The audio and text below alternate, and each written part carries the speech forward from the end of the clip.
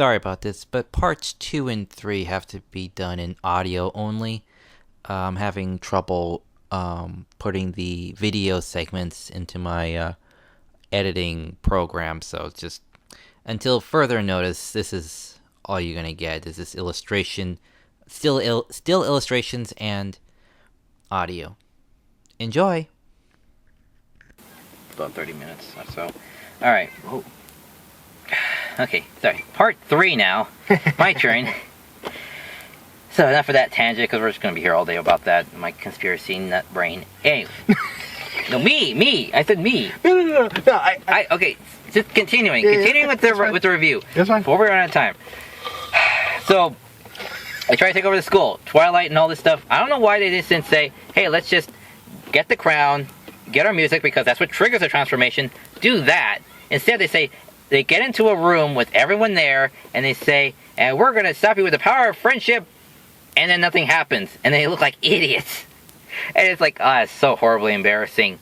And it's like, I thought you guys were on the ball here. What happened here in the movie? It's like, what happened? And it's like, now we have to make them try to figure this out. It's like, right. You should have had this already. All the evidence is right there in front of you. And then it's like, you just conveniently forgot. And it's like... It was convenient that she didn't bring the crown, unless there's something in the plot leading up to this that means the crown is gone or something. I don't know about it. But, right, I thought it was weird that she didn't just bring the crown. Well, the crown... Wait, no. Yeah, wait, was it?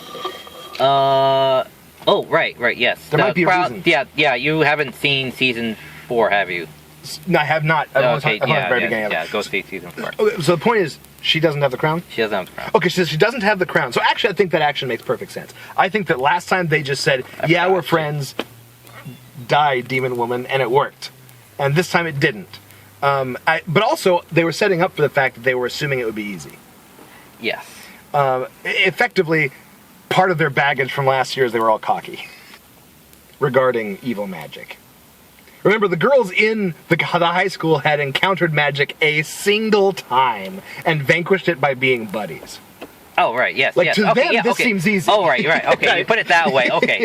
Yes, I'm with you. Okay. Yeah. So, then, she goes on to trying to figure out why, and then they have the sleepover at the Pinkie Pie's, which is a good setup, because they said, like, referring to last time, says, well, we went and slept in the library. He goes, no, sleepover time. Yeah. And then we see Twilight having, the nerves of trying to figure out how to do this, to sing a song to make everyone good again. And apparently this takes effort now, because they actually are trying to sing, because there's 2 different songs in MLP. If they sing a song that does not advance the plot, I think it's how it goes. If it advances the plot or doesn't, then one is just for our benefit, and the other ponies aren't really aware of it. And if they are aware of it, or something like that, I keep forgetting how it goes. Is it a musical number that people are actually engaged in, or is it a musical number that represents the feeling and experience of one person condenses time? Yeah. Like, every pony should know, right? Yeah. Like, that song didn't actually happen. Yeah, that's what I meant. And it's like, and apparently now we have to distinguish the two. Now that's suddenly a fact in the MLP universe, right. as us, the audience, have to be aware of.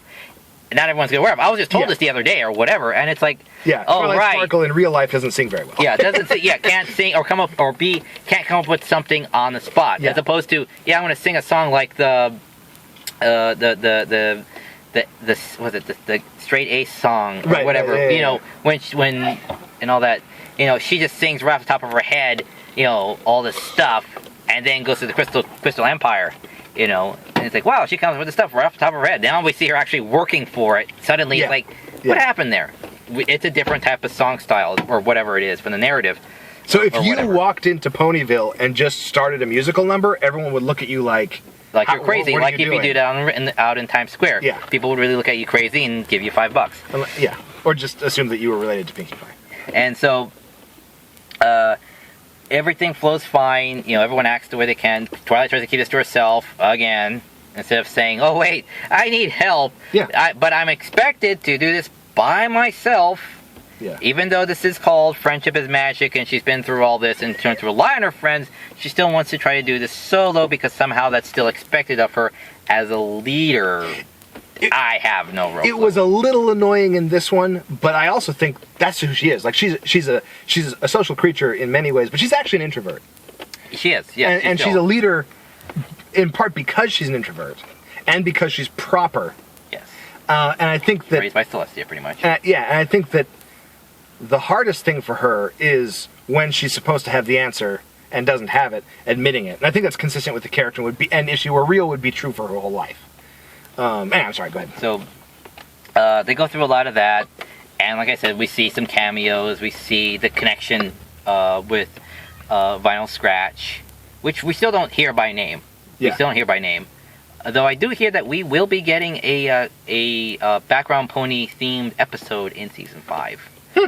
I'm hoping we have get to hear Dr. Hooves and one of his assistants or companions or whatever you want to call them. Okay, wait. What? Wait, is Dr. Hooves like faux show in the show now? We've Not seen, just a guy we call Dr. Hooves? it's still just a guy we call Dr. Okay. Hooves. But that's the thing.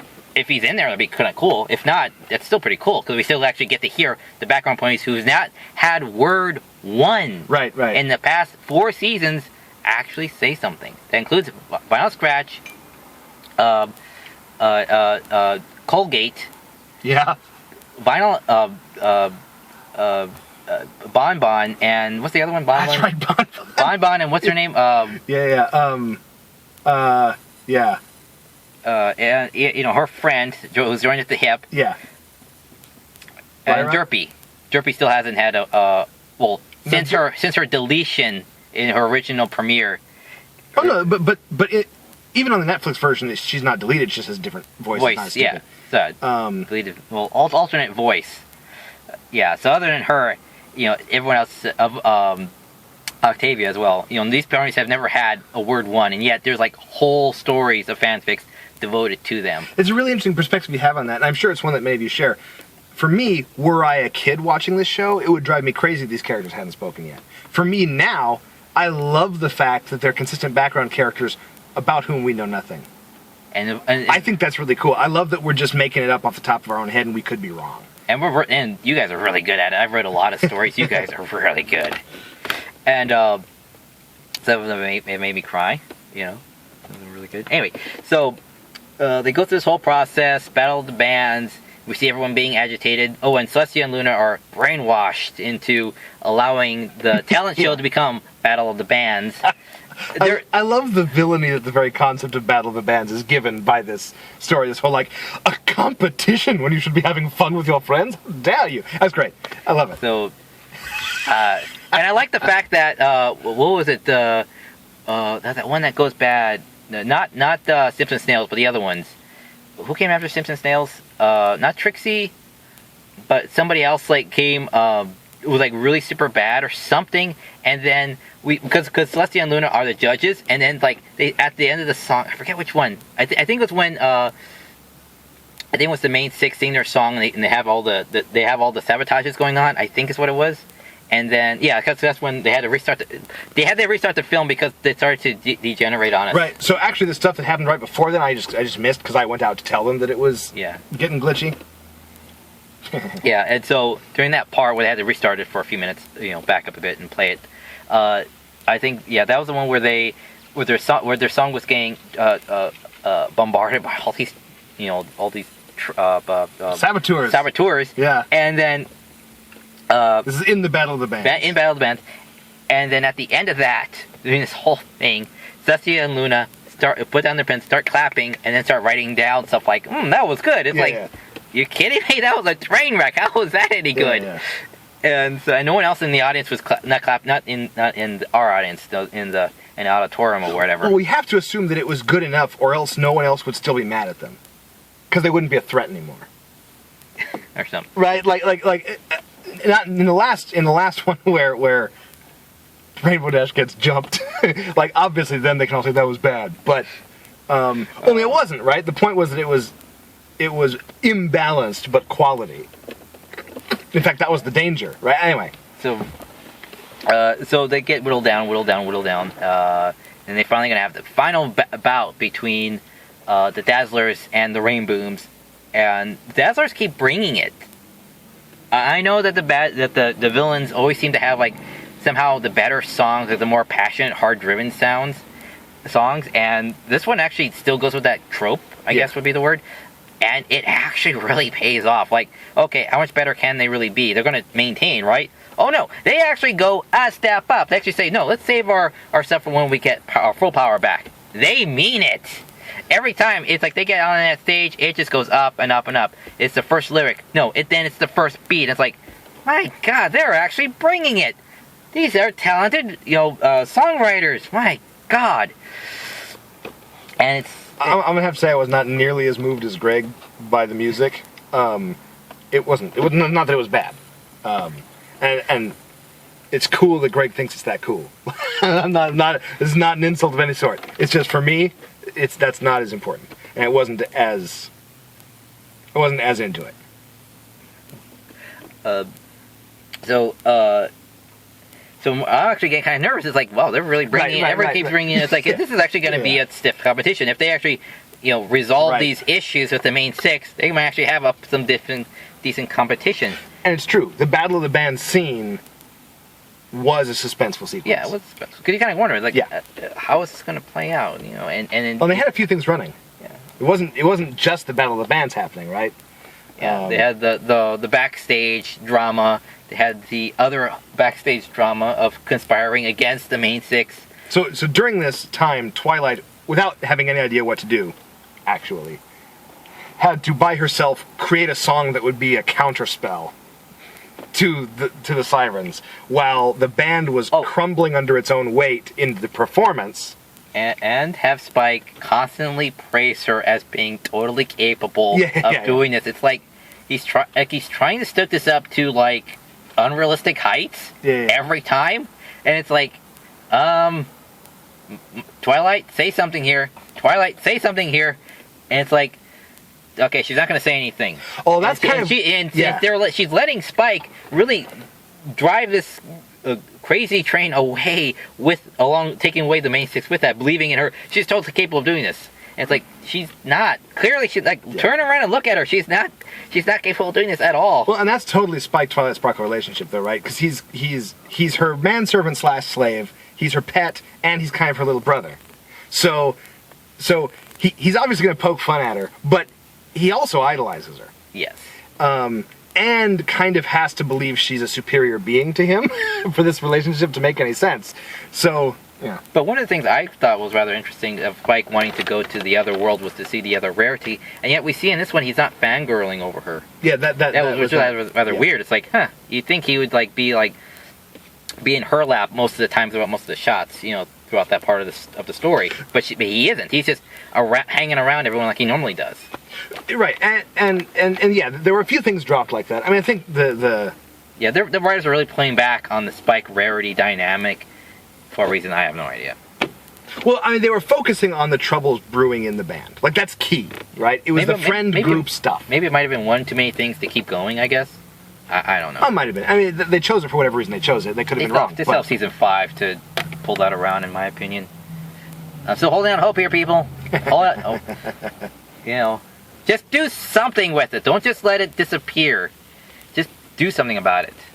Yes or no. That's all we want. It's an answer. Yes or no. About what? Whether or not Spike is going to get Rarity. Spike and Rarity are going to be a romance? Yes. Actually, start a romance would be something. If not, then say no. But don't just say, Spike. It's like, well, is he going to have a romance with her at any point of this, even in the future, or not? It's like, you don't just say, it's like, just give us an answer. The current incarnations of Spike and Rarity, like who they are at the ages they are now. Then there is absolutely nothing. But time flows like a river, so therefore he's also a dragon and she's a unicorn. Yes. Which also in the land of magic, so things are capable of happening. No, but I feel like that would be a major block to their actually being able to pull that off, and Rarity being able to tolerate the concept. And I don't think he has traits that Rarity finds attractive in potential mates. Well, we'll see in season 5 of what happens. I think if the answer is yes, even if it's the future and it's not a weird, like, post-apocalyptic cyborg future, I think if the answer is yes, that's foolish. Well, if that is so, I want a proper explanation for it. That's all I want, is a proper explanation for it. For whatever the answer is, I just want a believable, proper explanation for it. Not something half-assed, not something that's just trailed off. I just want a clear-cut answer, one way or the other. That's all. So for you, the fact that Spike has a crush on Rarity is not merely amusing characterization. For you, that's the prompt for a hero's arc in a romantic structure. It could be. No, I know it could be, but you're demanding an answer, which means that you've already embarked on that quest. Because it's been 4 seasons, I'm waiting for something to acknowledge it. Other than just him fanboying and her not really, like, acknowledging it or pretending not to acknowledge it. And it's like, are you guys going to do anything about this? You know, writers, it's like, come on, do something. Give us something about it. Because you've been, you know, like, teasing us with it this entire time. Just do something. Okay, if it were real life, it would have died out. And if it were real life, they probably wouldn't all be in the same place anymore. Right?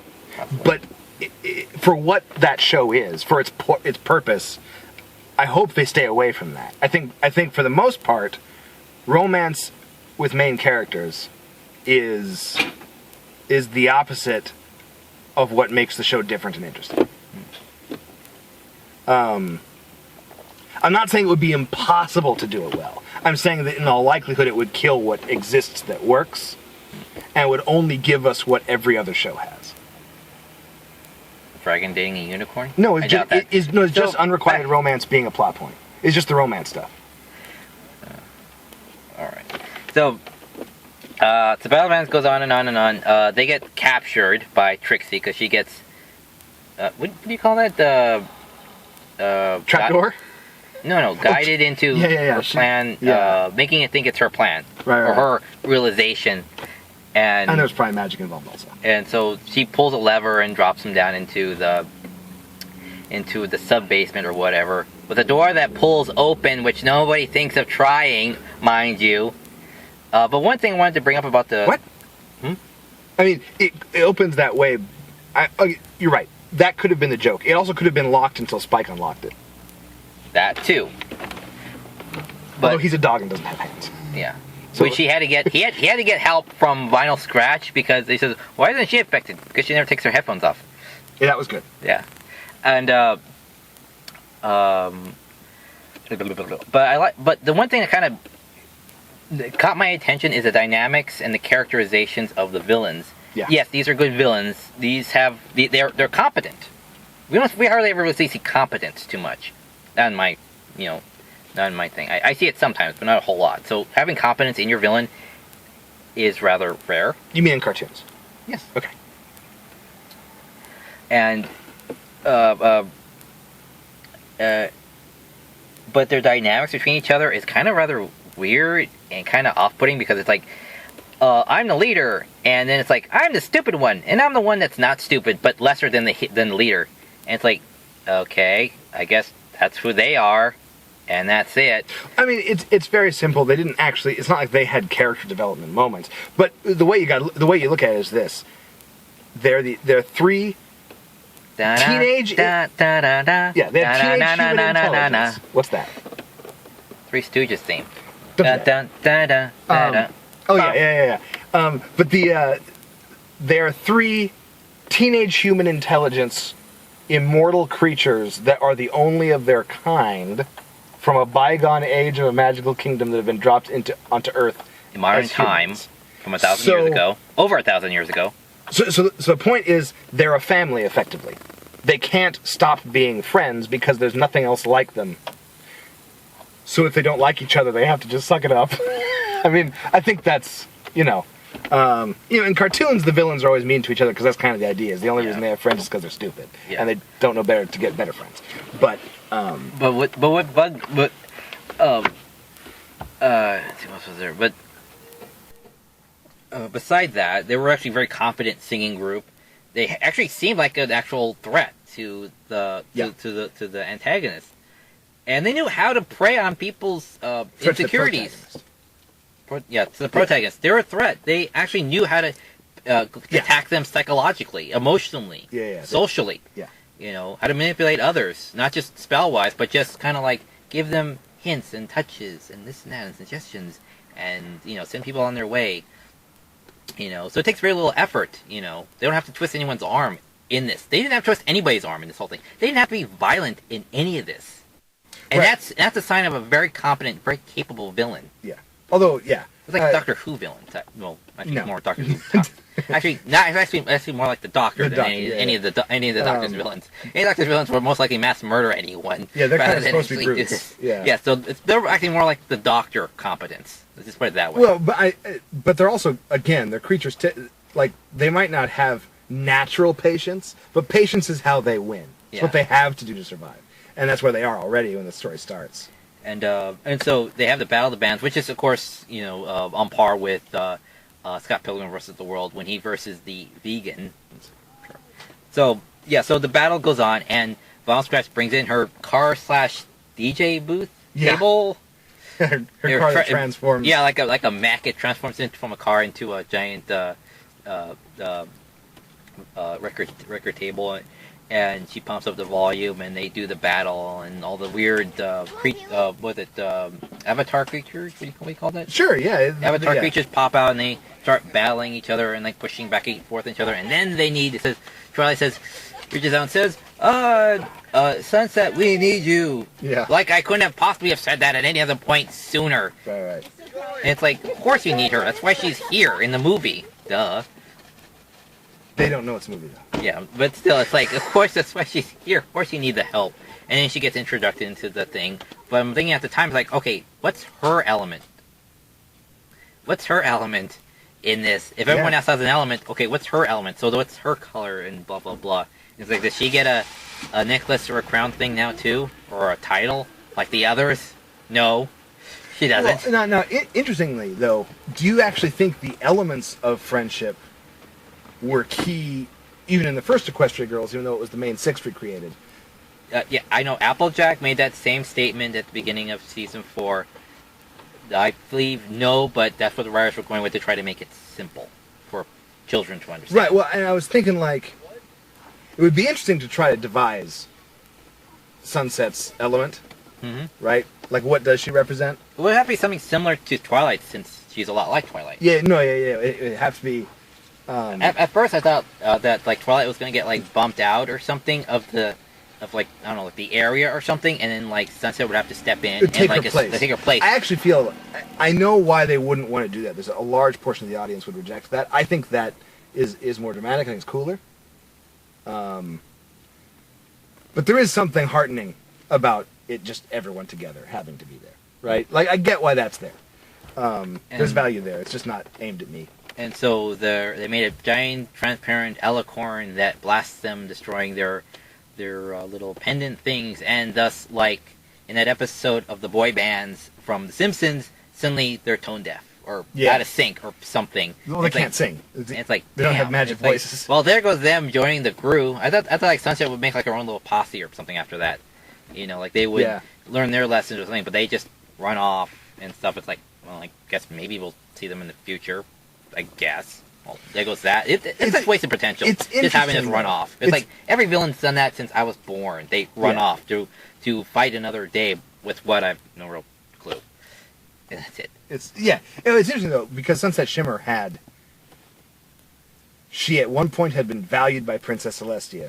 Princess Celestia still cared about her. She was in the human camp, right? She was in the she wasn't a monster. She was one of us. Yeah, I want to pause this real quick. Yeah. I'm gonna stop. We're at the end, Denny. Yeah.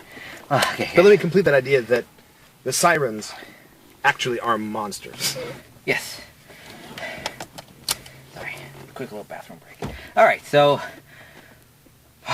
we wrapped it up, and then and the portal stays open because they use the book, much like how Spike is the information hotspot or whatever, or information spot route to Celestia, and back and forth.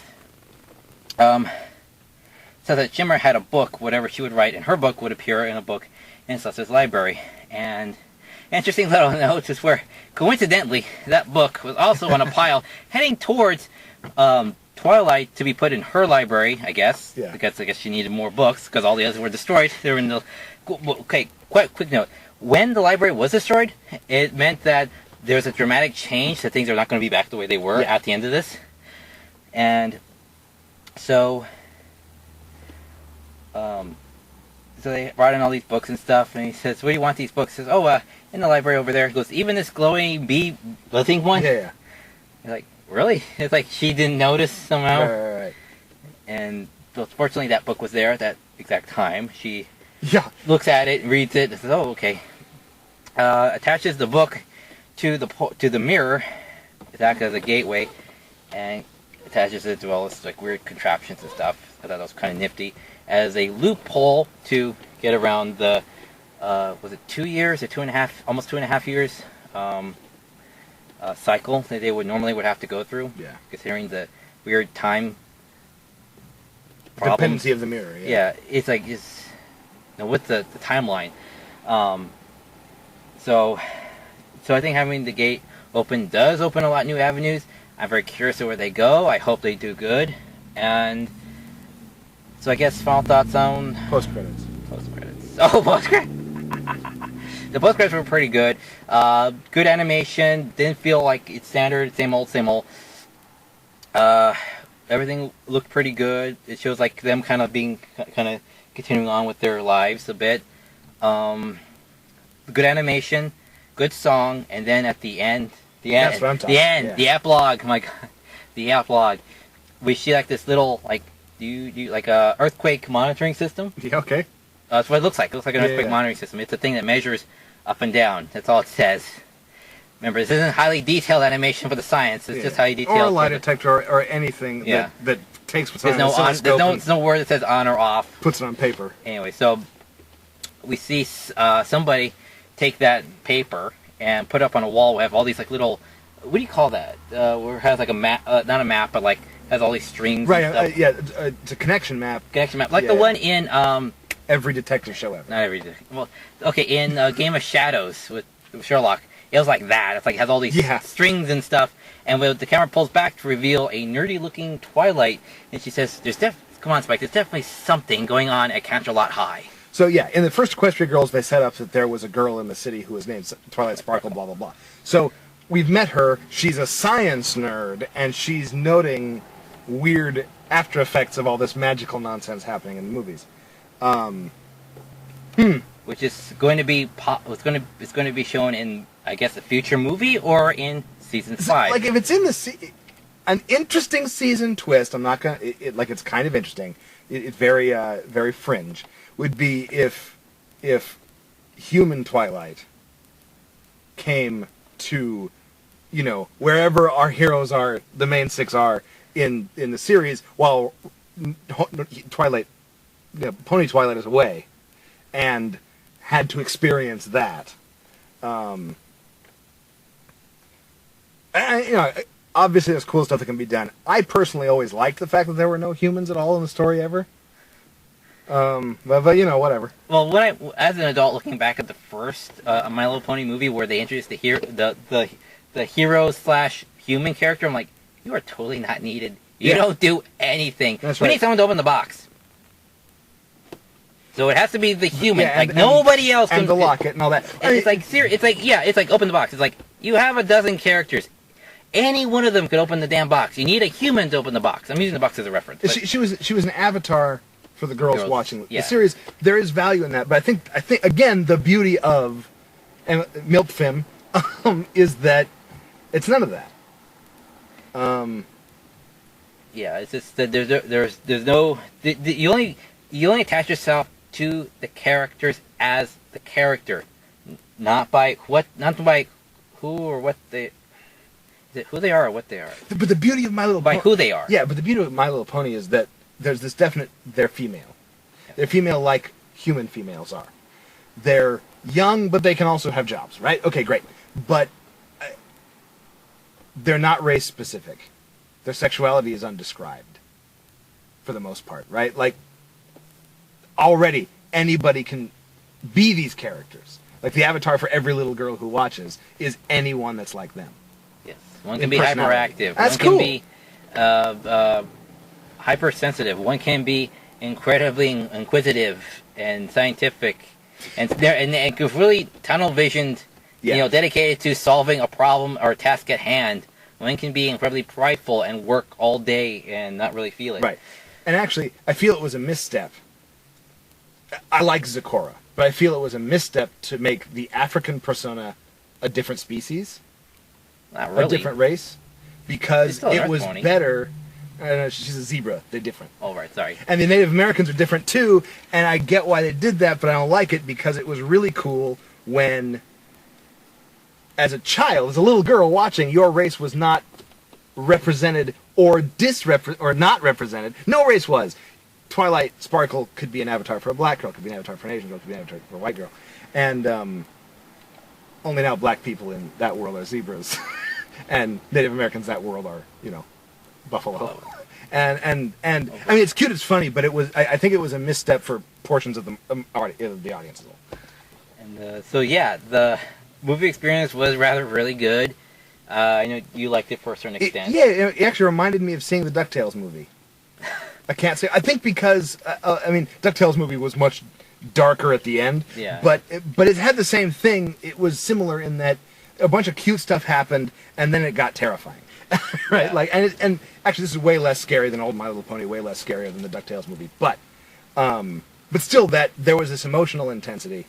Again, that I didn't fully experience, but kind of being able to imagine a child avatar for myself could benefit from, especially having all the little girls in the theater, reacting so strongly to certain things, dancing along with the songs. I told him, it's like, okay, lights are on. I was like, let's hurry and get out of here before they start squealing. Right. It's like, I hate it when they start squealing. It's like nails on a chalkboard.